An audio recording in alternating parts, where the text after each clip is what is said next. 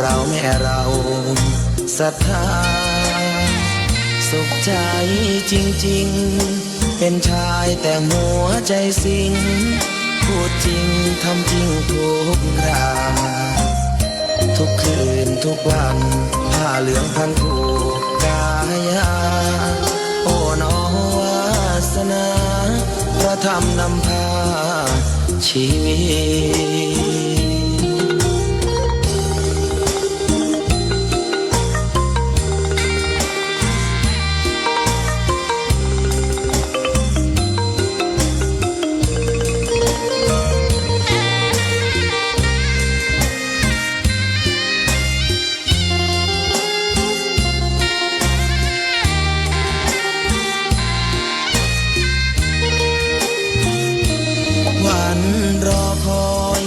เข้าโบสถ์ได้บวชเสียทีเป็นคนสุขเต็มที่ตามรอยความดีพระพุทธเจ้าไม่ลืมบุญคุณพ่อแม่การุณเลี้ยงเราผ้าเหลืองห่มกายคลายเศร้าพ่อเราแม่เราศรัทธาสุขใจจริงๆเป็นชายแต่หัวใจสิงพูดจริงทำจริงทุกคราทุกคืนทุกวันผ้าเหลืองพันผูกกายาโอ้น้อวาสนาพระธรรมนำพาชีวิต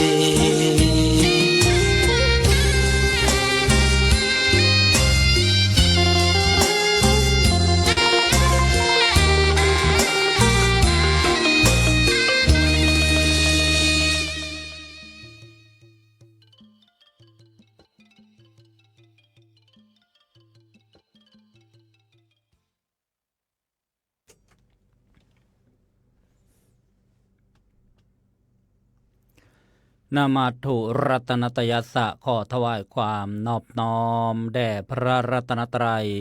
กราบถวายความเคารพพระมหาเถระพระเถรานุเถระ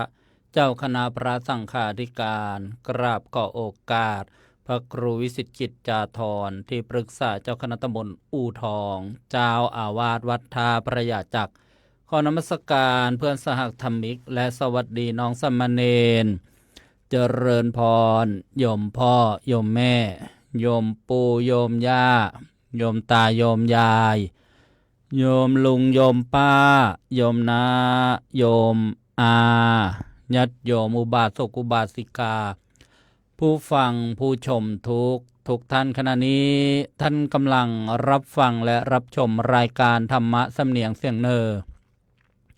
ดำเนินรายการสดโดยอาตมาภาพพระสรายุทธสิริสาโรพระลูกวัดวัดท่าพระยาจักร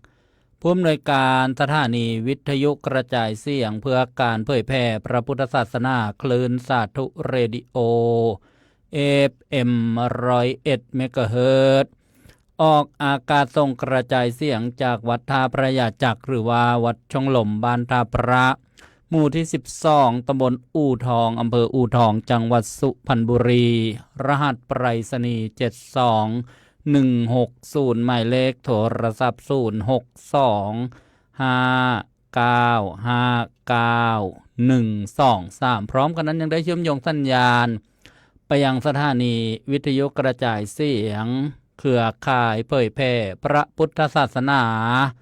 พร้อมกันไล่คลื่นความถี่รายสถานีพร้อมเพียงกันต้องกราบขอบพระคุณครูบาอาจารย์ผู้อำนวยการ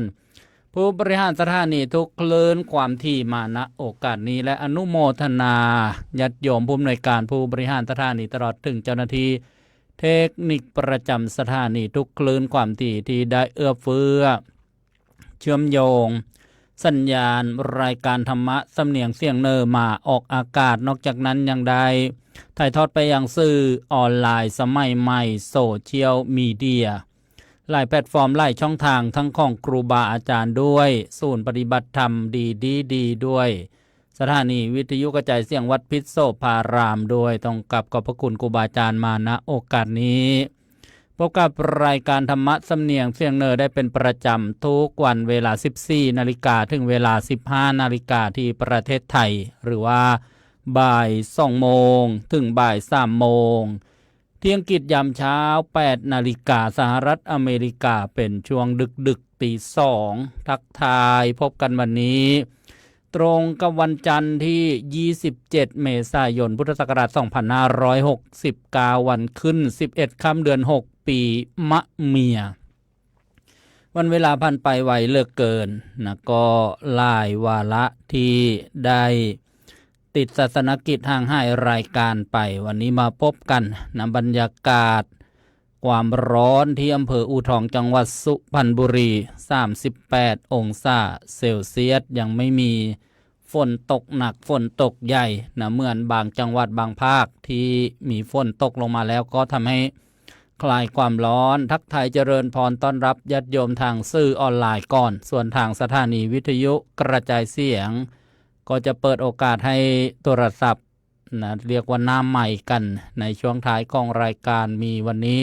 ทางออนไลน์โยมสุพินโกฟิงเกอร์อนุโมทนายโยมพินทิพย์เด่นชัยประดิษฐ์โยมเกษินีไมนูตโยมแหม่มอนุโมทนายโยมสมนึกนกสกุลโยมปีเตอร์นะหรือว่าเปเตอร์นาคนามโยมแต้วกิดาวันไส้ทองโยมคมชานมาลาโยมสุชาดาโกรธจากเยอรมนีลุงปิ้นอาพรจากวังสะพุงจังหวัดเลยทองแดงเชื้อกุลลำดวนแดงพวงอนุโมทนาทุกท่านช่วยกันกดถูกใจกดไลค์กดแชร์พบกับรายการธรรมะสำเนียงเสียงเนอวันนี้ปกตินะก็จะบรรยายในเรื่องของนะพระเจ้า10 ชาตินะถึงพระชาติที่5ที่บรรยายต่อเนื่องกันมามโหสถบัณฑิตหรือว่ามโหสถชาดกบำเพ็ญปัญญาบารมีนะแต่ด้วยมีเหตุการณ์นะท่านพระครูจริยสารธรรมพระอาจารย์นิรุตนิติสาโรผู้ดำเนินรายการเสียงธรรมจากธรรมผ่ามอเวลา6 นาฬิกานะหรือว่า6 โมงเช้าทุกวันอดีตเจ้าคณะอำเภอนาด้วงอดีตเจ้าวาดวัด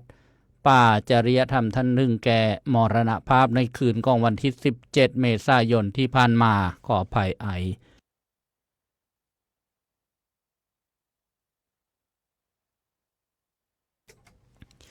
ก็ทำให้เข้าสู่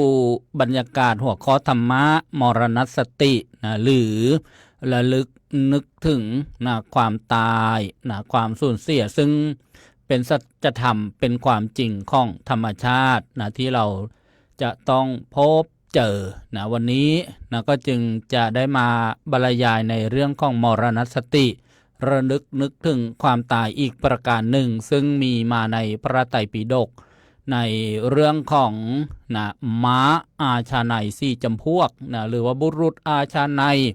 จากพระสูตรปโตทสูตรนะพระไตรปิฎกเล่มที่21พระสุตตันตปิฎกเล่มที่13อังคุตตรนิกายจตุกนิบาตนะซึ่ง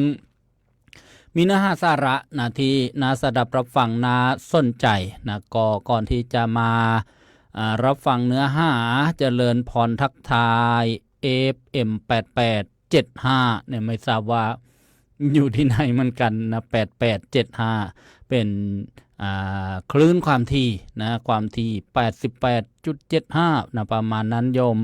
ก่อนสวยจากอุบลราชธานียมเฉลียงเสื้อคำยมแห่งสุภัตราทีปลายมศิรวิทย์รักผาสุขหรือว่าเจงนะร้านพรชัยอิเล็กทรอนิกส์ยมไวเด่นชัยประดิษฐ์ตลาดอุทองยมชัดชายก่อนส่งแก้วจากประจวบยมพยาวังกลุ่มอู่ทองบอกฝั่งทางวิทยุยมครูจรินแทนคุณอนุโมทนาทุกท่านเลยยมนิพาพมรพลยมจักรวาลอุบลวันยมพบธรรมนำสุขโยมดุลยพัฒน์ยิ่งยงยุทธอนุโมทนาสาธุเด็กเก่าบางลีเอาแล้วก็ขออภัยนะครูบาอาจารย์ที่มาทักทายนะญาติโยมผู้ฟังช่วยกันกดถูกใจกดไลค์กดแชร์กันละกันในเรื่องของมรณสติม้าอาชาไนย4 จำพวกก็นะเกี่ยวกับเรื่องความพัดภาคนะชาวบ้านเราก็เรียกว่าตายนะนึกถึงความตายสบายนักมันหักรักหักหลงในสงสารบรรเทามืดโมหันอันธการให้จิตห่านหายสะดุ้งไม่ยุ่งใจ อันความตายชายนารีนี่ไม่พ้นจะมีจนก็ต้องวายตายเป็นพี่ถึงแสนรักก็ต้องร้างห่างทันทีไม่วันนี้ก็วันหน้าจริงหน้าเรายศและลาภหาไปมิได้แน่เว้นเสียแต่ต้นทุนบุญกุศลทิ้งสมบัติทั้งหลายให้ปวงชนร่างของตนเขายังเอาไปเผาไฟเมื่อเจ้ามามีอะไรมากับเจ้าเจ้าจะเอาแต่สุขสนุกชะไหนเมื่อเจ้ามามือเปล่าจะเอาอะไรเจ้าก็ไปมือเปล่าเหมือนเจ้ามานะก็เป็นบทกลอนเตือนจิตสะกิดใจก่อนที่จะได้มาฟังพระสูตรนะเจริญพรท่านผู้พันประกอบอนุโมทนาบอกว่าพักลบ อนุโมทนายมบังออนสุปประเสริฐยมส้มยิ่งดีเจดิโดซ่อนเพชรดำบันในเรื่องพระสูตรนะปโตทสูตรนี้ญาติโยมเกี่ยวกับที่บอกว่ามีเรื่องของการระลึกนึกถึงความตายแล้วก็เรื่องของม้าอาชาไน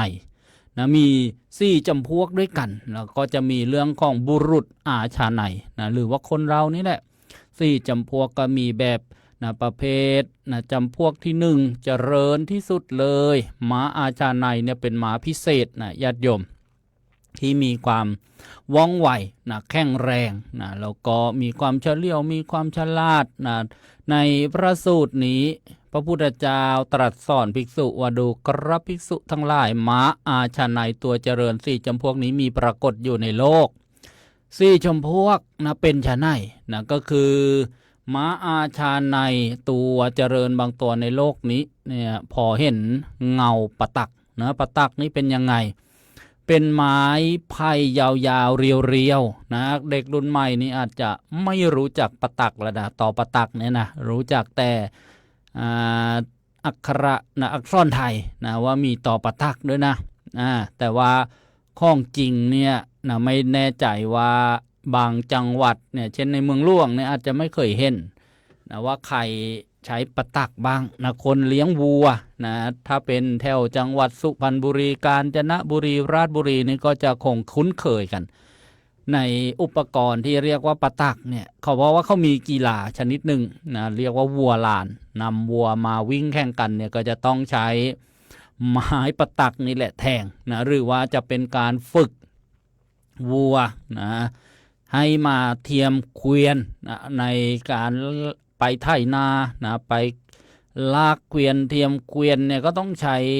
ปะตักนะก็คืออุปกรณ์ฝึกคือเป็นลักษณะไม้ไผ่เรียวๆยาวๆแล้วตรงปลายเนี่ยนะก็จะมีตะปูเล็กๆนะหรือว่าเหล็กแหลมฝังอยู่นะเอาไว้ทิ่มนะไว้ทิ่มสัตว์นะไว้ทิ่มม้านะไว้ทิ่มวัวนะอย่างเงี้ยเป็นต้นนี่เรียกว่าปะตักนะทีนี้ที่ได้กล่าวว่าม้าอาชาไนตัวเจริญนะบางจำพวกในโลกเนี่ยประเภทที่นะเรียกว่าเจริญที่1เลยนะเป็นลักษณะอย่างไรนะม้าอาชาไนนี่ก็จะมีคนฝึกคนเลี้ยงเขาเรียกว่านายสารถีนะผู้ฝึกม้าเขาก็จะต้องมีนะบทฝึกต่างๆเพื่อให้ม้าทำตามนะคำสั่งทำตามความต้องการทีนี้นะที่ได้บอกว่าม้าอาชาไนเนี่ยบางตัวเนี่ยแค่เห็นเงาปะตัก แค่เห็นเงาปะตักนี่ก็เกิดนะสลดใจสังเวชใจขึ้นมาว่าวันนี้นายสารถีนะผู้เลี้ยงดูเราเนี้ยจะให้เราทำอะไรเนาะจะให้เราทำการตอบแทนเขาอย่างไรนะเพราะเขาเลี้ยงดูเราใช่ไหมให้ยาให้น้ำให้ที่พักกินดูแลนะหมาก็คิดจะตอบแทนนะพอเห็นแค่เงานะเงาปะตักนะไม่ถึงว่ามีแสงนะคนเลี้ยงหรือว่าสารถีนี่ถือปะตักมาม้ายังไม่ทันเห็นตัวปะตักเลยเห็นแค่เงานะเงาสีดำๆไม่ใช่ไหมโยมนะพอเงาปรากฏมานี่หมานี่นะสลดสะดุ้งเลยนะเดี๋ยวเราจะต้องทำอะไรให้เจ้านายเนี่ยได้พอใจนะหมายถึงจะตอบแทนนี่เรียกว่าม้าอาชาไนนะตัวเจริญเป็นประเภทที่1เลยนะเห็นแค่เงาเนี่ยก็สลดสังเวชใจนึกถึงแล้วว่าจะต้องตอบแทนนายสารถีอย่างไรนะแล้วก็มีม้าอีก อีกประเภทหนึ่งนะก็คือว่าพอเห็นเงาประตักแล้วก็ยังนึกไม่ได้นะยังไม่สลดยังไม่สังเวชใจก็ยังเฉยอยู่นะแต่พอถูกแทงด้วยประตักนะถูกแทงนะแต่ว่าไม่ใช่แทงแรงนะแทงนิดๆหน่อยๆพอไปถึงแค่รูคุ้มขนหมาประเภทที่สองเนี่ยก็ถึงความสลดสังเวชว่านายเราเนี่ยจะต้องให้เราทำอะไรเนาะเรานี่มีหน้าที่อะไรจะต้องทำตอบแทนเจ้านายเราเขาเรียกว่านายสารถีเนี่ยนะอันนี้พระพุทธเจ้าก็สอนพระสาวกวันนี้แหละนะเป็นม้าอาชาในตัวเจริญนะในลำดับที่สองนะหรือว่าประเภทที่สองคือเมื่อเห็นเงาประตักแล้วนะยังไม่สลดนะแต่เมื่อถูกแทงที่คุ้มข้นนะถูกแทงที่คุ้มข้นเล็กๆก่อนนะเหมือนตะกิดนะญาติโยมก็สลดสังเวชใจว่าเราจะต้องทำตอบแทนอะไรเนาะกับเจ้านายหรือว่านายสารถีนี่เรียกว่าเป็นประเภทที่สองที่พระพุทธเจ้าทรงสอนแก่พระสาวกทีนี้ก็มีอีกประการหนึ่งที่พระพุทธเจ้าตรัสสอนเรื่องม้าอาชาในบางตัวเนี่ยพอเห็นเงาประตักก็ไม่สลดสังเวชนะทำยังไม่รู้เรื่องนะแล้วพอถูกแทงนะที่คุ้มข้นเนี่ยก็ยังไม่สลดไม่สังเวชนะยังไม่ระลึกได้ว่าเราจะต้องมีหน้าที่ทำอะไรนะจะต้องทำอะไรเนาะจึงจะเป็นการตอบบุญแทนคุณนายสารถีผู้เลี้ยงดูม้าอาชาในอย่างเงี้ยแต่นะเมื่อนะถูกนะแทงเข้าไปถึงผิวหนังเมื่อกี้นี้อย่างที่สองนี้แค่คุ้มข้นโดนแค่รูคุ้มข้นแต่อันเนี้ยแทงถึงผิวหนังเลยนะทะลุผิวหนังแล้วนะก็ถ้าเป็นความรู้สึกก็เจ็บมากขึ้นมาหน่อยแค่เห็นเงาก็ไม่สลดถึงรูคุ้มข้นก็ไม่สลดทีนี้นายสารถีก็แทงให้ถึงผิวหนังเลยจึงสลดสังเวชใจว่าเราจะต้องมีหน้าที่ทำอะไรนะไหมจะต้องตอบแทนคุณนายสารถีผู้เลี้ยงดูเราอย่างไรนี่เรียกว่าเป็นประเภทที่สามนะม้าอาชาในเป็นตัวเจริญที่สามก็มีอยู่ในโลกนี้เหมือนกันทีนี้ก็มีอีกประการหนึ่งนะในจำพวกที่สี่เนี่ยนะที่พระพุทธเจ้าทรงสอนสาวกเนี่ยจำพวกที่สี่เนี่ยเห็นเงาประตักก็ไม่สลดสังเวชนะถูกแทงถึงรูคุ้มข้นก็ไม่สลดสังเวชถูกแทงถึงผิวหนังนะก็ยังไม่สลดสังเวชยังระลึกไม่ได้ยังนึกไม่ออกนะเขาเรียกว่าทำเฉยทำเฉยไม่รู้เรื่องนะเพราะฉะนั้นนายสารถีนี่ก็จะต้องเพิ่มนะน้ำหนักในการแทงเข้าไปอีกนะแทงให้ถึงอะไรล่ะทีเนี้ยให้ถึงกระดูกเลยโอ้โหประตักนี้แสดงว่ามีปลายเหล็กแหลมที่ยาวพอสมควรเลยเพราะแทงเข้าไปเนี่ยสามารถทะลุนะคุ้มข้นผิวหนังนะไปถึงกระดูกได้โอ้ยนะเมื่อหมาประเภทนี้ต้องให้แทงถึงกระดูกนะจึงสลดสังเวชใจว่าเราจะต้องทำอะไรเนาะมีเรื่องอะไรหน้าที่ของเราที่จะต้องทำตอบแทนแก่เจ้านายสารถีเนี่ยนี่เรียกว่าเป็นม้าอาชาในจำพวกที่สี่ม้าอาชาในเนี่ยมีสี่จำพวกนะญาติโยมที่พระพุทธเจ้าสอนพระสาวกนะฟังไปก่อนนะอย่าพึงว่าแล้วมันจะเกี่ยวกับมรณะสติได้อย่างไรล่ะพระอาจารย์ ฟังไปก่อนเพราะว่าการใช้อุปไมยเปรียบเทียบนะที่พระพุทธเจ้าทรงแสดงธรรมนะแก่สาวกเนี่ยนะเพื่อให้เกิดปัญญานะเกิดความรู้เกิดความเข้าใจเกิดความโปร่งเกิดความสว่างนะเปรียบเหมือนบุรุษหรือว่าบุคคลนี่นะเปิดนะของที่ปิดอยู่นะง่ายของที่คว่ำนะจุดประทีปในที่มืดชี้ทางบอกคนล่งทางนะผู้มีจักษุนะดวงตาดีก็จะได้เห็นได้เดินทางไปถูกนะนี่เรียกว่าม้าอาชาในนะมีสี่นะจำพวกนะญาติโยมนะจำพวกที่หนึ่งแค่เห็นเงาประตักก็สลดสังเวชใจนึกถึงหน้าที่จะต้องทำการตอบแทนเจ้านายนะจำพวกที่สองนะก็นะถูกแทงถึงรูคุ้มข้นละจึงสลดสังเวชนะเพราะว่าเห็นเงาก็ไม่สังเวชต้องแทงนิดนึงนะประเภทที่สามนี่เห็นเงาก็ไม่สลดสังเวชถูกแทงถึงรูคุ้มข้นก็ไม่สลดสังเวชต้องแทงถึงนะผิวหนัง แทงถึงผิวหนังก็คือเพิ่มน้ำหนักเข้าไปอีกจึงสลดสังเวชจึงสะดุ้งนะรู้สึกตัวรู้สึกนะว่าจะต้องมีสิ่งใดที่จะต้องทำเมื่อได้รับสัญญาณจากเจ้านายหรือว่านายสาตรีแล้วนะประเภทที่ 4เห็นเงาก็ไม่สลดยังไม่รู้ไม่ชี้ถูกแทงถึงรูคุ้มข้นก็ยังไม่สลดไม่รู้ไม่ชี้ถูกแทงถึงผิวหนังก็ยังไม่รู้ไม่ชี้นายสาตรีก็เพิ่มกำลังเข้าไปอีกถูกแทงถึงกระดูกเนี่ยจึงสลดสังเวชใจแล้วก็ระลึกนะว่าตัวเองนี่จะต้องทำอะไรตอบแทนเจ้านายนะมีหน้าที่อะไรถ้าเป็นพูดง่ายๆก็เหมือนว่านะดื้อกับไม่ดื้อนะเฉลียวฉลาดกับไม่เฉลียวฉลาดนะญาติโยมอันนี้เรียกว่าม้าอาชาไนทีนี้มาถึงบุรุษอาชาไนนะบุรุษก็คือคนนะคนทั่วไปที่มีจิตใจนะกล้าหาญนะก็จะมีลักษณะอย่างไรที่พระพุทธเจ้าทรงตรัสสอนกับภาษาวกพระพุทธเจ้าตรัสสอนว่าดูกระภิกษุทั้งหลายบุรุษอาชาไนผู้เจริญ4จำพวกนะมีปรากฏอยู่ในโลกฉะนั้นก็เหมือนกันนะ4จำพวกเป็นไฉนญาติโยมมี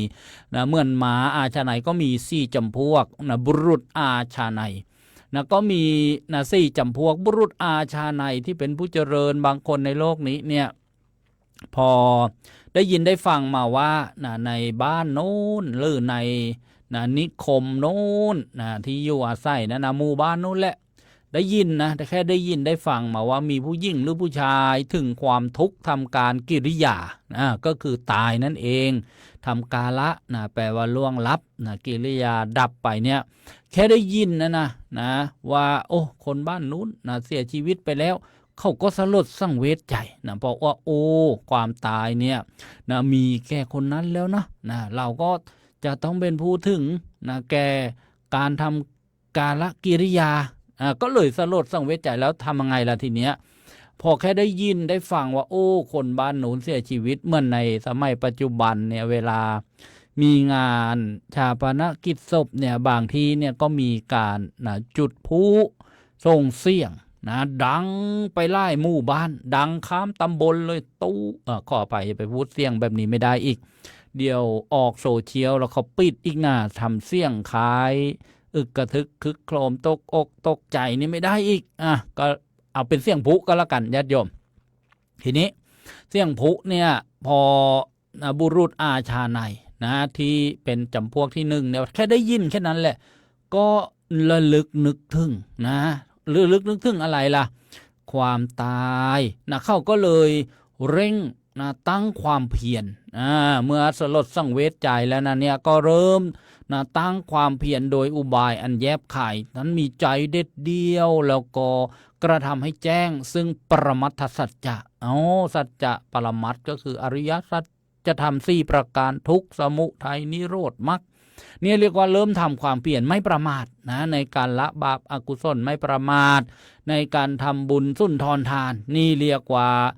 แค่ได้ยินข่าวแค่ได้ยินข่าวแล้วเขาก็สามารถทำให้แจ้งทางปัญญาได้ด้วยนี่เปรียบเหมือนม้าอาชาไนตัวที่เจริญแม้แค่ได้เห็นเงาประตักก็เกิดสังเวชใจนี่แหละเปรียบเหมือนบุรุษเป็นบุรุษอาชาไนแค่ได้ยินข่าวว่ามีคนหมู่บ้านโน้นนิคมโน้นได้ทำการกิริยาล่วงลับดับไปก็เริ่มสลดสังเวชใจตั้งความเพียรนี่เรียกว่าเป็นประเภทที่1และทีนี้บุรุษอาชาไนประเภทที่2เนี่ยข่าวเนี่ยได้ยินว่าคนบ้านโน้นไม่ว่าหญิงหรือว่าชายถูกความทุกข์แล้วก็ทำการละกิริยาคือล่วงลับดับชีวิตไปเนี่ยก็ยังไม่สลดแต่ว่าพอได้เห็นกระตา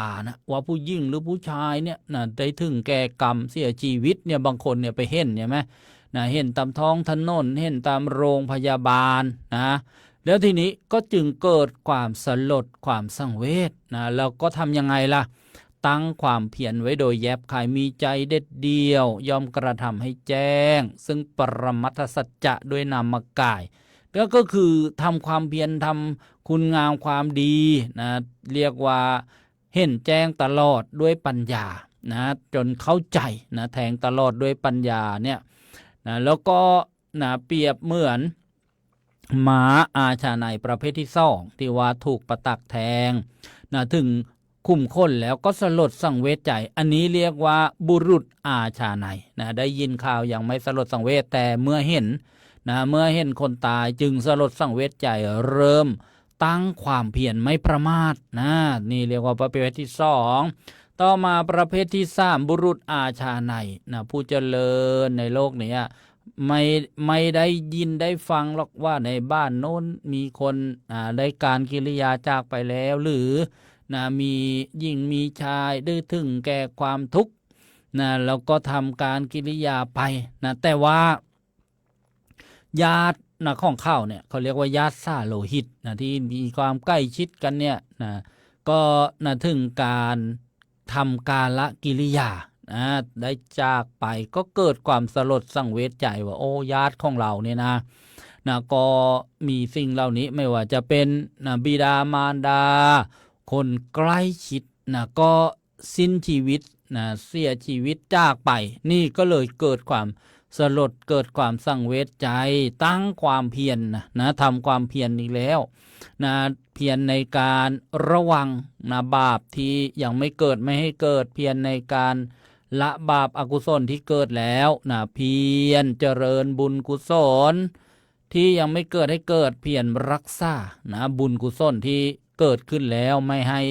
สลายหรือพยายามระลึกเนี่ยนึก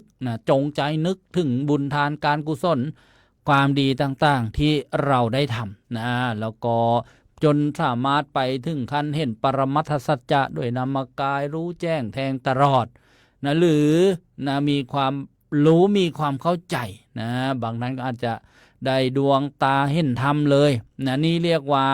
เป็นบุรุษอาชาไนประเภทที่สามเมื่อนม้าอาชาไนประเภทที่สามต้องถูกแทงถึงเนื้อถึงทะลุผิวหนังทะลุผิวหนังแต่ว่าเป็นบุรุษอาชาไนเนี่ยก็คือมีญาติเสียชีวิตจึงเกิดสลดสังเวชทีนี้มีประการที่สี่บุรุษอาชาไนประเภทที่สี่เนี่ยไม่ได้ยินได้ฟังว่ามีคนในบ้านโน้นหมู่บ้านโน้นได้เสียชีวิตจากไปหรือไม่ได้เห็น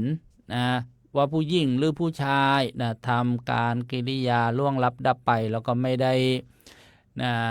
มีญาติทำกาลกิริยาสิ้นชีพจากไปแต่ว่าตัวเขาเองนี่แหละถึงทุกขเวทนาที่มีทางร่างกายทุกขเวทนานี่เป็นยังไงล่ะปวดทุกทรมานเวทนาทุกขเวทนาที่กล้าเนี่ยก็หมายถึงว่ามันไม่น่ายินดีมันทนยากไม่น่าพอใจอย่าเรียกว่าเจียนอยู่เจียนไปเมื่อบุรุษที่ถูกความทุกข์แบบนี้ด้วยตัวเขาเองเนี่ยมาถึงแล้วเนี่ยเขาจึงสลดสังเวชใจถึงได้คิดได้นั่นเองญาติโยมจึงมีคำกล่าวว่าสมัยก่อนเนี่ยบางคนเนี่ยไม่สลดไม่สังเวชใช่ไหมมีคำกล่าวบอกว่า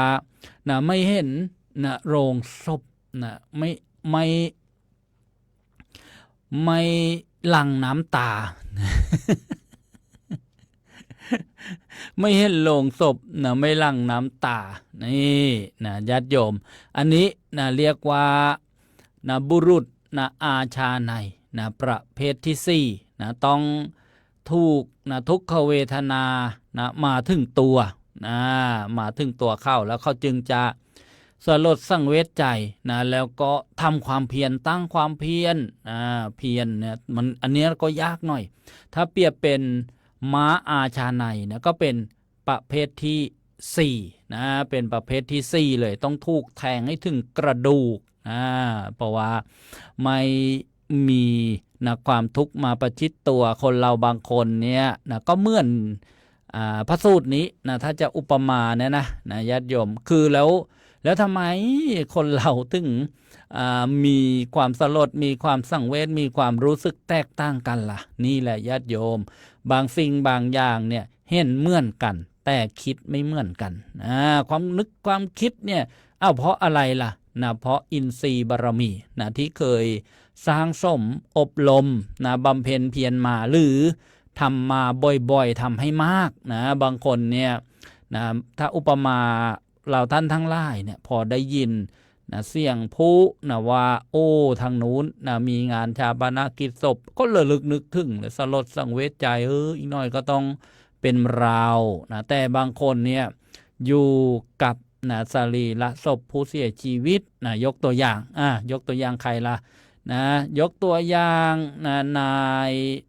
เขาเรียกว่านายป่าช้านะนายป่าช้าสัปเหร่อเนี่ยนะก็เผาผีอยู่เป็นประจำแต่ก็ยังเมาไม้เห็นไหมนะไม่สลดไม่สังเวชใจนะเห็นเหมือนกันได้ยินเหมือนกันแต่ความรู้สึกนะความนึกคิดไม่เหมือนกันนะนี่เรียกว่าอินทรีย์นะหรือว่าบารมีนะทำมาแตกต่างกันแล้วทำยังไงจึงจะดีเล่านะก็คงไม่พ้นจากการศึกษาสัจธรรมความจริงของธรรมชาตินะศึกษาในเรื่องของทุกข์เหตุให้เกิดทุกข์นะความดับทุกข์แล้วก็ข้อประพฤติปฏิบัติให้ถึงความดับทุกข์นะในอริยสัจสี่มรรคมีองค์8นะบางคนก็บอกโอ้ยนะยังไม่ถึงขั้นนั้นหรอกก็ฝึกไปก่อนทานก็ดีศีลก็ดีการเจริญภาวนาก็ดีนี่เรียกว่ามานะศึกษามรณสตินะแล้วก็มาฟังในเรื่องของม้าอาชาไนยบุรุษอาชาไนย4จำพวกญาติโยมลองคิดดูเราเนี่ยเป็นจำพวกไหนนะไม่ว่าจะเป็นบุรุษอาชาไนยเนี่ยนะเราสลดสังเวชใจหรือยังนะเมื่อ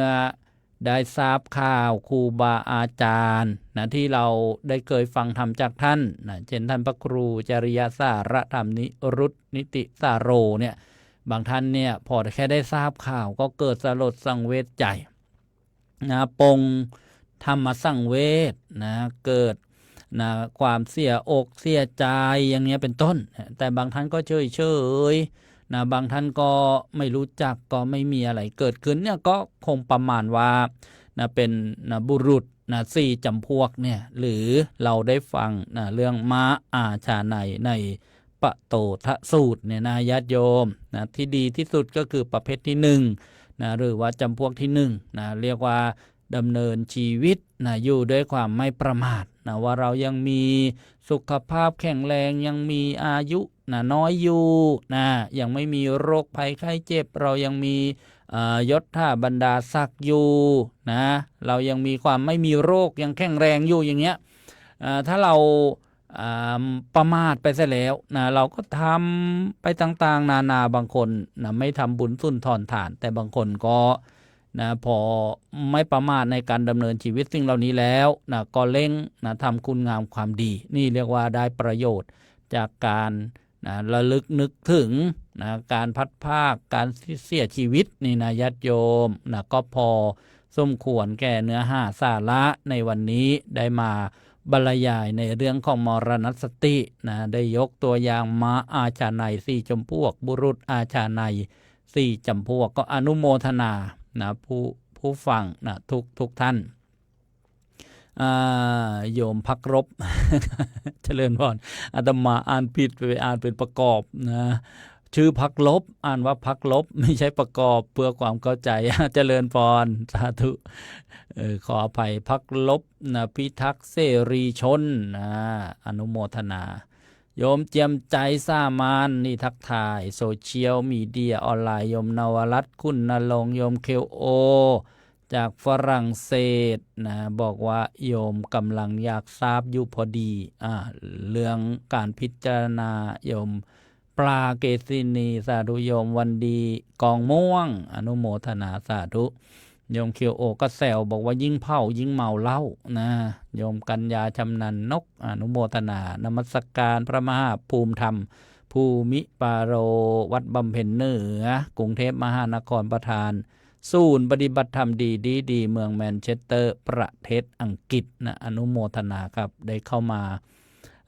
นมัสการทักทายกันโยมนู่เล็กพวงจันทร์โยมลังพันธิปาอัครพานุพัฒน์โยมคมชาญมาลาโยมครูเปิ้ลทวีวันอนุโมทนาสาธุ โยมสายฝนน้อยนักสายทำลำธารกำแพงเพชรโยมทองหล่อวงราชภูเรือจังหวัดเลยโยมสายพินช่วยเมืองจากพัทลุงสาธุโยมลำดวนย่อยรู้รอบอนุโมทนาสาธุแล้วก็คุณยายน้องกล้าวอนุโมทนาโยมเบญจมาศคลิงเลอร์อนุโมทนายามเช้าที่ประเทศอังกฤษก็มีท่านผู้ฟัง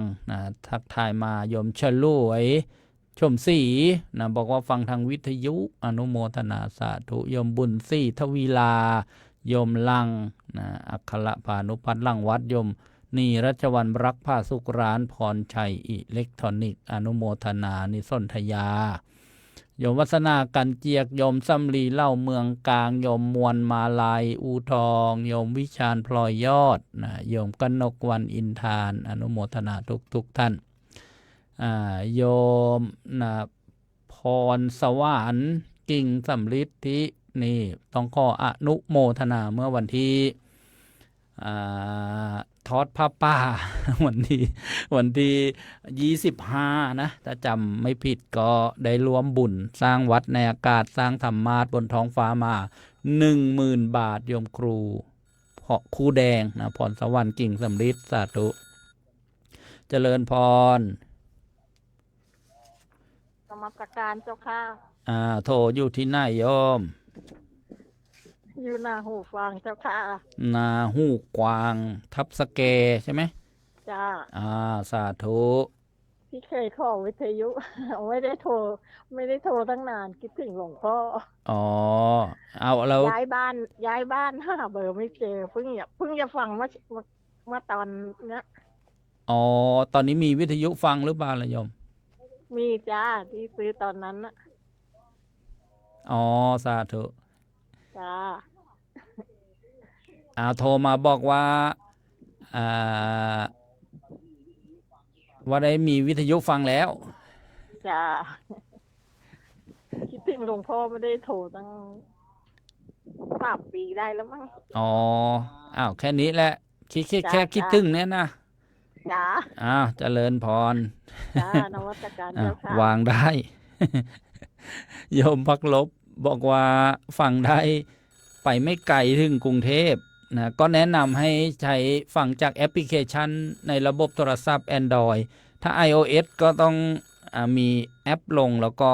ใส่ URL ก็ฟังได้ในรถก็ฟังได้เจริญพรโยมสมพงษ์นมัสการเจ้าค่ะสาธุโยมจิตตกหมดแล้วจิตตกก็รีบยกจิตโยมยกขึ้นมายกจิตต้องรู้ที่หลวงพ่อมาเรียนทำไมมันจัดพอรู้เท่าไรน้ำตามาจากไหนรู้มั้งหมดแล้วคิดถึงตัวเองบ้างล่ะว่าเราก็ต้องมีความจากไปเป็นธรรมดาเนี่ยคิดถึงไหมคิดถึงถ้าคิดถึงตัวเองก็อาจจะได้เป็นม้าอาชาในประเภทที่1หรือว่าเป็นบุรุษอาชาในประเภทที่1แล้วก็รีบทำความเพียรไม่ประมาทอย่างเนี้ยนะวันที่22ท่านมาจัดรายการโยมไม่อยู่โยมไปวัดธรรมกายอนุโมทนาหลวงพ่อมันช่วยจุดเด่นเลยเราไม่เห็นหรอกที่วัดน่ะแต่มาดูที่ในภาพที่ในโทรศัพท์นะโอ้โหหลวงพ่อจุดเด่นก็เข้าเลยภูมิใจจริงๆโยมไปโมทนาสาธุแล้วท่านจะไปโน้นเมื่อไหร่29ตอนเช้าหรือไงคะวันที่29เช้าคณะจัดรถไปและโยมโอนเงินไปทำบุญนะคะก็โมทนาสาธุให้เดินทางปลอดภัยนะเจ้าค่ะอนุโมทนาเป็นห่วงต้องเป็นห่วงตัวเองเหมือนบุรุษอาชาในเนี่ยนะไม่ตายทุกคืนนะเจริญพรขอกราบนมัสการเจ้าค่ะสาธุก็อนุโมทนาสำหรับงานบำเพ็ญกุศลศพพระครูจริยสารธรรมญาติโยมก็ร่วมบุญกันมาหลายท่านด้วยกันเมื่อวานก็ได้โอนไป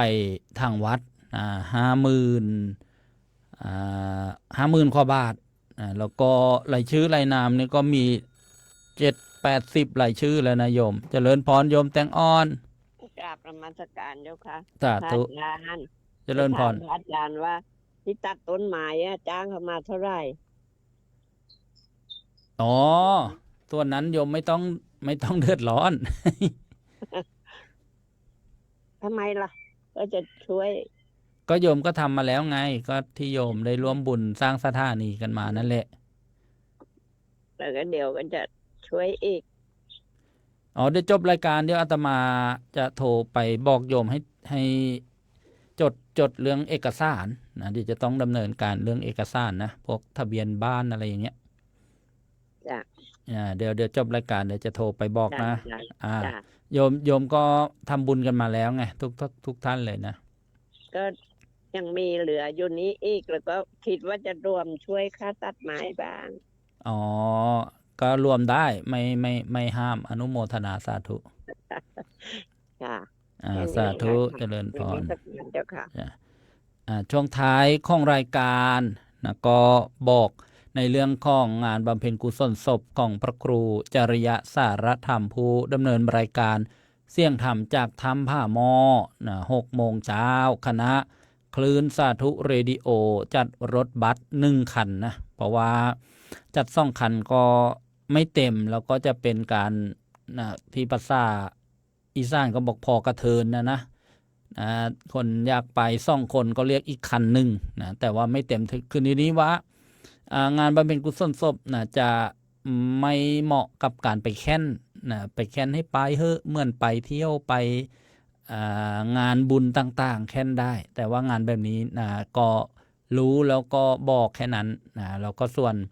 การตัดสินใจก็แล้วแต่นะว่าจะไปหรือไม่ไปอันนี้ก็เป็นที่ทราบกันก็ประชาสัมพันธ์เน้นย้ำท่านที่จับจองสำรองที่นั่งแล้วนะก็คือเดินทางเช้ามืด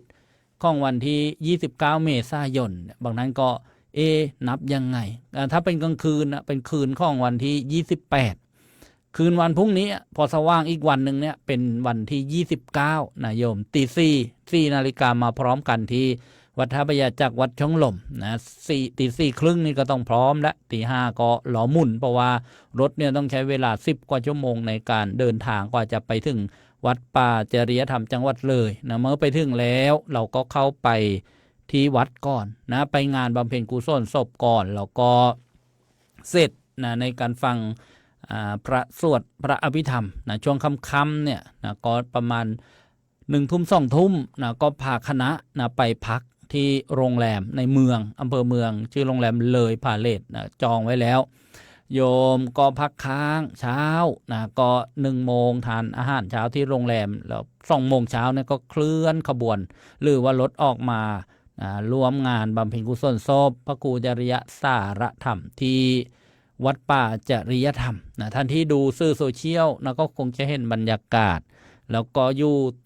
งานจนเย็นนะจนเสร็จนะพิธีพระราชทานเพลิงศพตอนเย็นแล้วก็คณะก็เดินทางมาที่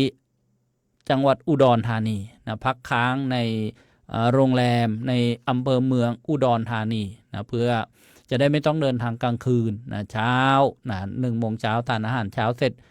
8 นาฬิกาก็เดินทางกลับในระหว่างนั้นนะมีสถานที่มีวัดนะก็พากันไหว้พระเย็นที่จังหวัดขอนแก่นหรือแวะซื้อของฝากนะตามร้านสะดวกนะร้านอะไรที่ทางผ่านก็แล้วกันนะแล้วก็กลับมาถึงวัดท่าพระยาจากวัดช่องลมอูทองนี่ก็ประมาณค่ำๆนะของวันที่1นะพฤษภาคมอันนี้ก็เป็นกำหนดการเดินทางนะที่คณะคลื่นสาธุเรดิโอจัด1 รถบัส 2 ชั้นมีสิ่งใดก็ติดต่อสอบถามโทรมาได้ที่หมายเลขโทรศัพท์0625959123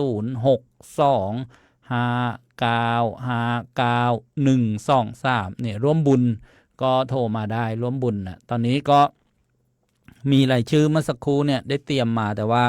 พอย้ายเครื่องคอมพิวเตอร์มาเครื่องนี้รายชื่อนะกลับมาไม่หมดแต่จดหมดแล้วนะใครที่ลงชื่อนะก็ได้นำส่งนะทางกรรมการวัดนะเป็นที่เรียบร้อยเดี๋ยวตอนเย็นก็จะส่งอีกทีหนึ่งนะตอนเย็นก็จะส่งทุกๆเย็นนะในช่วงนี้ก็เป็นสะพานบุญ นะก็ให้ญาติโยมได้มีโอกาสทันที่นะเดินทางไปไม่สะดวกนะก็ยังมีช่องทางนะร่วมบุญกันแล้วก็ที่เราได้ฟังถ่ายทอดสดนะอยู่เป็นประจำนะก็พยายามให้ได้ทราบความเคลื่อนไหวในงานบำเพ็ญกุศลศพนี่ก็เป็นเรื่องของนะงานบำเพ็ญกุศลศพแล้วก็ท่านที่ลงชื่อเดินทางไปก็ให้เตรียมร่มกันแดดกันฝนไปด้วยนะใส่ชุดขาวนะชุดขาวบางท่านอาจจะมีผ้านุ่งนะสีดำก็ได้นะข้างบนขาวข้างล่างดำข้างบนขาวข้างล่างขาวผ้านุ่งขาวทั้งชุดก็ได้นะข้าวทั้งชุดก็ได้นะญาติโยมแล้วก็รองเท้าเอาที่สวมใส่ง่ายสบายเปียกน้ำได้ล้างออกง่ายนะบอกข่าวแล้วก็บัตรประชาชนอย่าลืมนะเป็นสิ่งที่สำคัญนะเป็นเอกสารที่สำคัญนะบัตรเบอร์โทรอะไรอย่างเงี้ยนะญาติโยมนี่ก็เป็นเรื่องของการเดินทางไปร่วมงานพระราชทานเพลิงศพพระครูจริยสารธรรมก็มีนะข่าวสารความคืบหน้านะของการสร้างวัดในอากาศนะสร้างธรรมาสน์นะบนท้องฟ้าเดี๋ยวให้นะดูภาพบรรยากาศญาติโยมมาร่วมทำบุญงานบำเพ็ญกุศลศพพระครูจริยสารธรรมเนี่ยก็มีญาติโยมมากันหลายท่านด้วยกันหลวงพ่อพระครูเมตตาปุญโญภาสหลวงพ่อไมตรี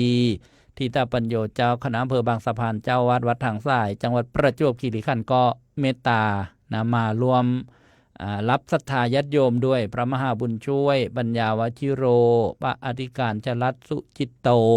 นี่ก็เป็นภาพประกอบบรรยากาศนะนี่คณะอุบาสิกาวัดถ้ำเสือนะอำเภออูทองก็มาร่วมทำบุญกันหลายท่านด้วยกันอนุโมทนาบุญร่วมกันนี่คณะอุบาสิกานะวัดท่าพระยาจากวัดช่องลมนะมาเตรียมบัญชีมาเยอะเลยแต่ว่าพอโอนมาคอมเครื่องนี้นะไม่ตามมาก็ขออภัยอันนี้เป็นรายชื่อรายนามที่ส่งไปเมื่อวานนะญาติโยมนี่ 54,290 บาทนะแล้วก็ส่งไปครั้งก่อนโน้นของหลวงพ่อพระครูเมตตาปุญโญภาสหลวงพ่อไมตรีทิตปัญโย 10,000 บาทนะได้ทำบุญร่วมกันนะกับงานบำเพ็ญกุศลศพท่านพระครูจริยสารธรรมแล้วก็เมื่อวันที่23 เมษายนวันพฤหัสบดีที่23 เมษายนนี้คณะครูบาอาจารย์มาร่วมทำบุญกันนะท่านพระมหาภูมิธรรมภูมิปาโลนะประธานศูนย์ปฏิบัติธรรมดีประเทศอังกฤษวัดบำเพ็ญเนื้อเนี่ยมาทำบุญถวายพระทหารเพลแด่พระครูบาอาจารย์แล้วก็ร่วมบุญนะสร้างวัดในอากาศสร้างธรรมาสน์นะบนท้องฟ้าปัจจัยของท่านเนี่ย 30,000 บาทนะญาติโยมวันนั้นมีหลวงพ่อพระครูวิสิทธิกิจจาธรเจ้าอาวาสวัดท่าพระยาจักรนะร่วมบุญด้วย 10,000 บาทหลวงพ่อพระมหาบุญช่วยปัญญาวชิโรเจ้าวาดวัดวิปัสสนาดงเย็นรายการธรรมะขายทุกข์ท่านร่วมบุญมาแล้วเมื่อวันก่อนนั้น 10,000 บาทแต่เมื่อวันที่23รวมอีก 10,000 บาทก็เป็น 20,000 บาทนะญาติโยมแล้วก็ท่านพระอาจารย์พระครูสุนทรธรรมนิเทศดร.วัชนาทิพย์เฉลิมอำเภอเมืองจังหวัดสตูลร่วมบุญด้วย 1,000 บาทพระครูสมุสมพรญาณวุฒโธวัดพระทองจังหวัดภูเก็ตร่วมบุญด้วย 1,000 บาทแม่เกซ่อนอินตายมมันดาของท่านพระครูสมุสมพรร่วมบุญด้วย 1,000 บาทแม่ละเมียดเชิดชูธรรมกุลด่านช้างสุพรรณบุรีร่วมบุญมาด้วย 10,000 บาทแล้วก็ของคณะพระอาจารย์พระครูเกษมพิษโสพลที่ญาติโยมเนี่ยได้ร่วมศรัทธากันมานะหลายท่านด้วยกันมีแม่สนองผาห้า200 บาทแม่จันหอมชอนผาบ้านบาก500 บาทคณะบ้านฟ้าห้วนอำเภอกุดเขาปุ้นซึ่งนะประกอบไปด้วยแม่คำโพตาด100 บาทแม่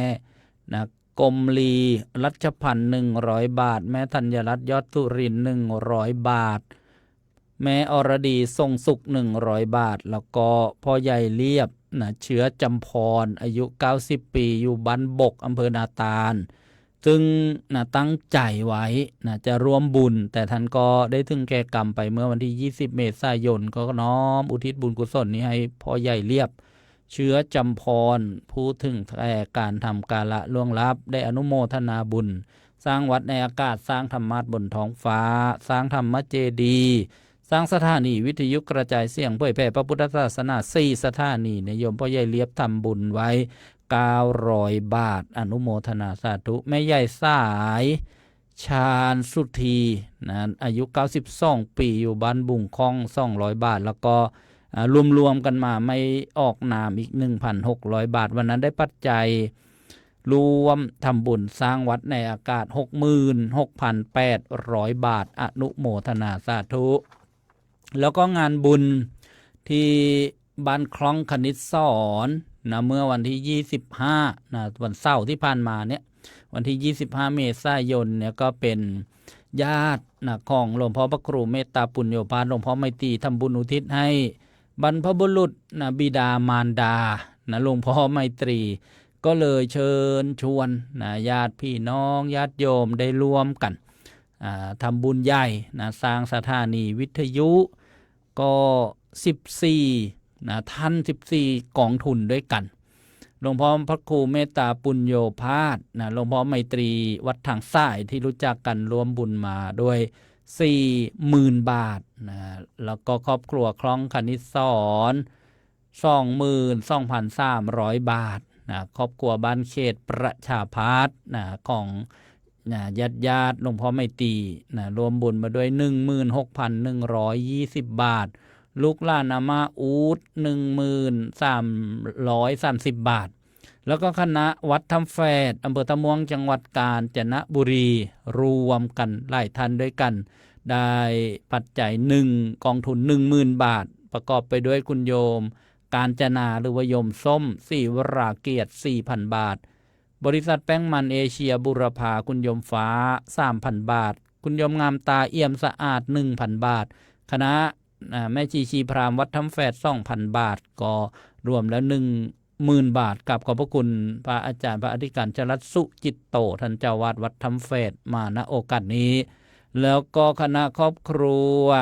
ของภัยรัตน์ยนต์ยมภัยรัตน์ยมปิยาพรเจียระพงศ์สวัสดิ์นะรวมบุญมาด้วย 1,600 บาทคณะอูไพเลิศการช่างประกอบไปด้วยอามากิมล้างเปรมสิริพัฒน์คุณโยมพิมพิซ่าเปรมสิริพัฒน์โยมสุดารัตน์เปรมสิริพัฒน์โยมพวงเพนโยมสมพรโยมสำเภาโพธิพันธ์คุณโยมไพเลิศคุณโยมกิมล้วนโพธิพันธ์นะรวมบุญมาด้วยทั้งหมด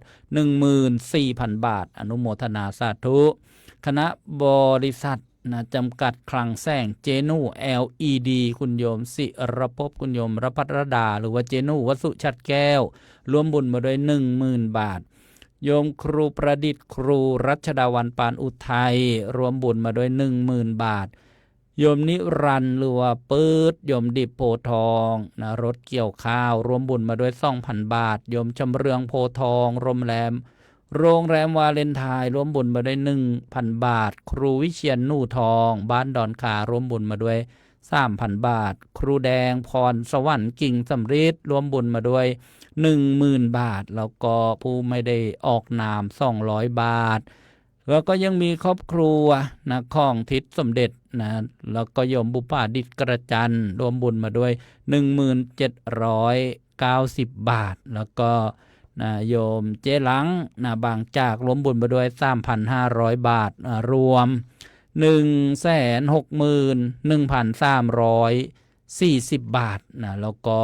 ทั้ง2งานบุญที่ได้อนุโมทนามา2วันนี้ได้ปัจจัย 228,140 บาทนะก็ได้นำไปนะชำระนะค่าขึ้นเสานะค่าขึ้นเสาค่าปีนเสาคือช่างที่ได้ฟังบอกว่าเนี่ยสงกรานต์เนี่ยก็ทำกันไม่ได้หยุดเลย4สถานีเนี่ยญาติโยมนี่ก็เป็นความ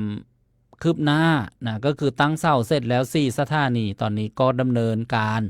ในเรื่องเอกสารนะนี่ที่ภาพประกอบเนี่ยที่วัดไผ่โรงวัวนี่นะญาติโยมนะเสร็จแล้วก็ที่วัดพุทธบูชาดอนมะข้ามอำเภอพนมทวนจังหวัดกาญจนบุรีนะก็เสร็จแล้วและที่วัดชนประชาเทพนิพิตอำเภอด่านช้างนะก็เสร็จแล้วนี่ภาพตอนเสร็จนะนี่ญาติโยมแล้วก็นี่ที่วัดดอนมะขาม นะหรือว่าวัดพุทธบูชานะก็วันที่ส่งงานก็คือวันที่18นะวันที่ได้ทราบข่าวท่านพระครูจริยสารธรรมเนี่ย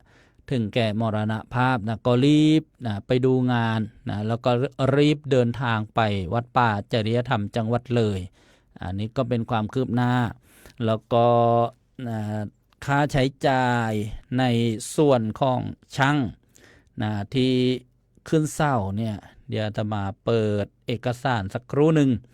ก็ทั้งหมด 216,250 บาทนะนี่ได้ชำระเรียบร้อยแล้วนะญาติโยมตอนนี้ก็มีความคืบหน้านะกำลังสร้างห้องเครื่องนะที่จะต้องยกไปตั้งที่โคนเศร้าเนี่ยญาติโยม2ห้องเนี่ยช่างก็กำลังทำงานกันอยู่นี่ก็นะใช้งบประมาณนะ2ห้องนี่ก็รวม100,000 บาทนะญาติโยมก็ท่านใดจะมาร่วมบุญกันก็ยังรับใส่ทานศรัทธานะนอกจากนั้นก็ยังมีค่าเครื่องส่งนะเครื่องส่งอยู่อีกนะรวม300,000 บาทนะที่ยังรอรับศรัทธาญาติโยมนะมาร่วมบุญกันสร้างวัดในอากาศสร้างธรรมาสน์บนท้องฟ้าสร้างธรรมเจดีย์นะสร้างสถานีวิทยุกระจายเสียงเพื่อการเผยแผ่พระพุทธศาสนา4คลื่นความถี่4สถานีด้วยกันโดยมีช่องทางนะที่รับสายทานศรัทธาญาติโยมนะเป็นบัญชีนะธนาคารของวัดนะหมายถึงว่าสามารถที่จะ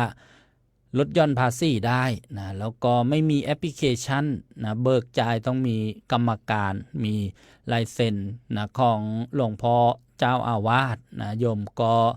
นะจะได้รับความสบายใจนะว่าทำบุญนี่สแกน QR Code ลดหย่อน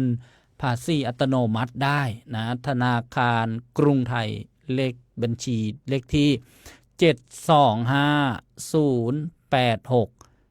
725-086-7296นะชื่อบัญชีวัดท่าพระยาจักรวงเล็บ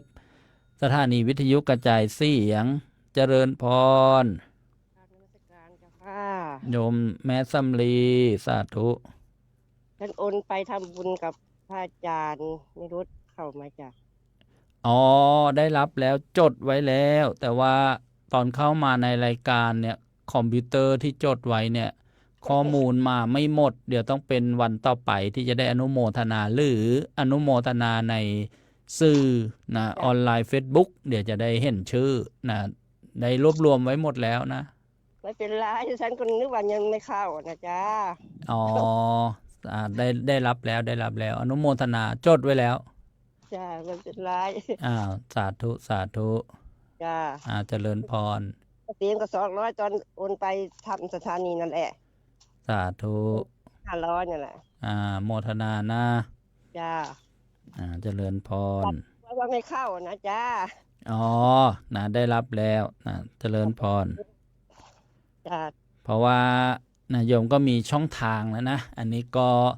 สร้างวัดในอากาศสร้างธรรมาสน์บนท้องฟ้า4สถานีก็มารวมบุญกันนะหรือสอบถามนะส่งหลักฐานต่างๆรายชื่อรายนามคณะเจ้าภาพก็หมายเลขโทรศัพท์062-5959123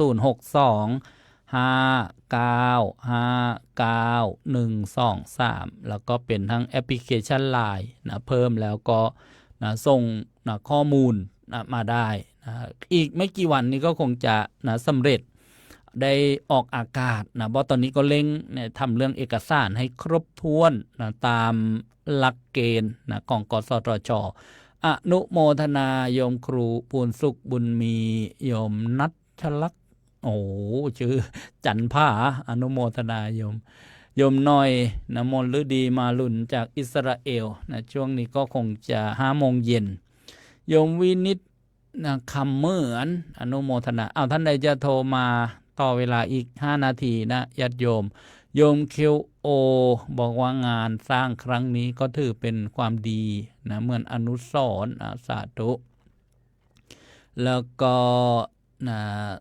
โยมคมชาญโยมปาอนุโมทนาโยมพลอย อนุโมทนาสาธุโยมหนิงน้องปันปันสาธุทุกท่านอันนี้ทักทายออนไลน์ซื้อออนไลน์โยมเกษินีโยมละออนูตองโยมแตงโมจันทวันจันอุทะโยมยายบุญส่งพุ่มพันวงอนุโมทนาโยมยายสาธุโยมครูจรินเรียวไปแทนคุณโยมวิไลลักษณ์ศรีบุรินทร์สาธุยี่โกชาแนลสาธุโยมครูเปิ้ลแล้วก็ใน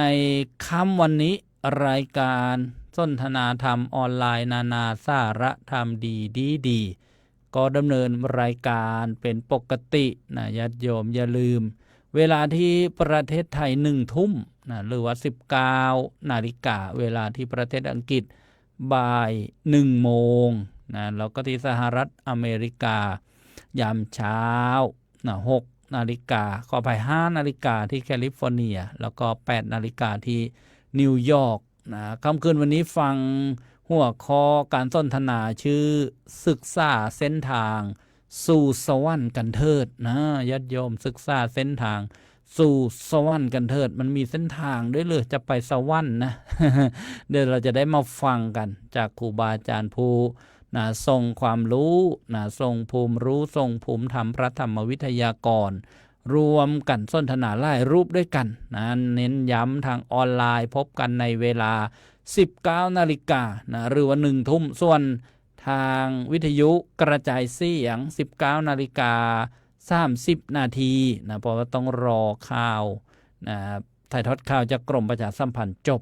ตามพังรายการปกตินี่ญาติโยมแล้วก็ในรอบของรีลันใช่ซ้ำก็คงจะมีหลายๆโอกาสที่ให้ญาติโยมได้มาฟังมาศึกษากันก็มีสิ่งใดที่จะโทรศัพท์สอบถามจบรายการแล้วก็สามารถโทรมาได้ญาติโยม062595123 งานบุญใหญ่ของเราก็อย่าลืมอย่าพลาดญาติโยมสร้างวัดในอากาศสร้างธรรมาสบนท้องฟ้าสำหรับวันนี้สมัยได้เวลาต้องกราบขอบพระคุณครูบาอาจารย์ผู้อำนวยการผู้บริหารสถานีทุกคลื่นความที่ได้เมตตาเชื่อมโยงสัญญาณถ่ายทอดรายการธรรมะสำเนียงเสียงเนอก็ขออภัยไม่ได้ประกาศรายชื่อ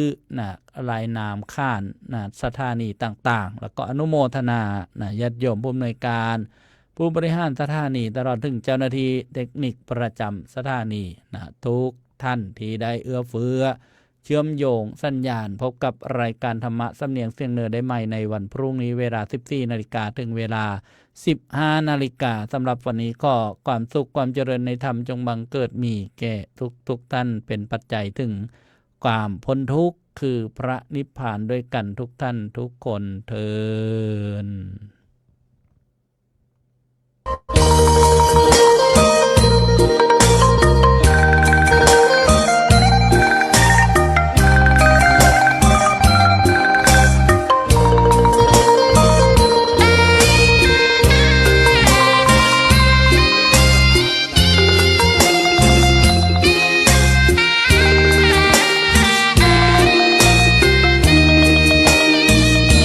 ชะตาฟ้าหรือบารมีชักนำถึงอยู่แสนไกลล้ำพระธรรมไม่มีมองไม่ฟ้าเพียงดินยังทวินฝันไฟเข้าดงขมิ้นเมื่อใดอิ่มอกอิ่มใจเสมอสายทางคนดีใจน้อมอธิษฐานบารมีสิ่งดีที่ได้พบเจอเห็นชายผ้าเหลืองทุกวันฝันเพ้ออยากบวชจริงละเมอเข้าวัดบ้านคงเป็นบุญที่เคยเป็นทุนสร้างมารักผ้าเหลืองดังว่า รารถนายึดมั่นอยากบวชทุกทีผ้าเหลืองผืนนี้ผูกพันอยู่ในใจทุกวันใฝ่ฝันถึงผ้าเหลืองกายวาจาใจสัญญาว่าไม่เสื่อมคลายหัวใจมุ่งหมายเนืองไม่มีอะไรมากันให้คุณคืนศรัทธาผ้าเหลืองบวชเป็นเรื่องใหญ่เราวันรอคอยเข้าโบสถ์ได้บวชเสียทีเป็นคนสุขเต็มที่ตามรอยความดีพระพุทธเจ้าไม่ลืมบุญคุณพ่อแม่การุณเลี้ยงเราผ้าเหลืองห่มกายคลายเศร้าพ่อเราแม่เราศรัทธาสุขใจจริงๆเป็นชายแต่หัวใจสิงพูดจริงทำจริงทุกราทุกคืนทุกวันผ้าเหลืองพันผูกกายาโอ้น้อวาสนาพระธรรมนำพาชีวิต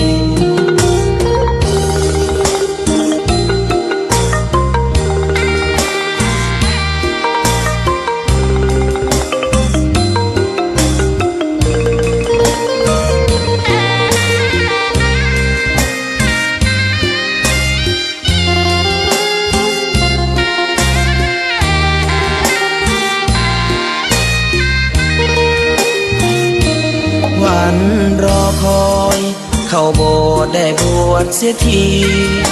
เป็นคนสุขเต็มที่ตามรอยความดีพระพุทธเจ้าไม่ลืมบุญคุณพ่อแม่การุณเลี้ยงเราผ้าเหลืองห่มกายคลายเศร้าพ่อเราแม่เราศรัทธาสุขใจจริงๆเป็นชายแต่หัวใจสิงพูดจริงทำจริงทุกราทุกคืนทุกวันผ้าเหลืองพันผูกกายาโอ้น้อวาสนาพระธรรมนำพาชีวิต